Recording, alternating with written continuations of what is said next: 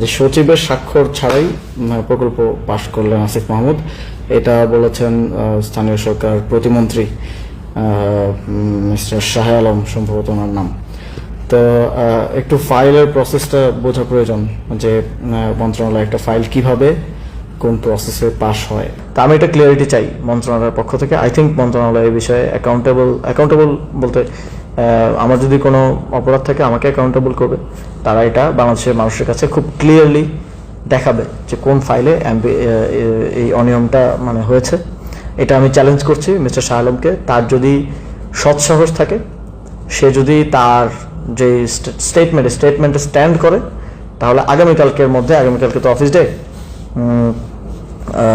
I think last office day, তো আগামীকালকের মধ্যে তিনি এই ফাইলটা জনগণের সামনে স্পষ্ট করবেন এবং উত্থাপন করবেন। I am challenging him and as well also I want to challenge mister Mirza Fakhrul Islam Alamgir.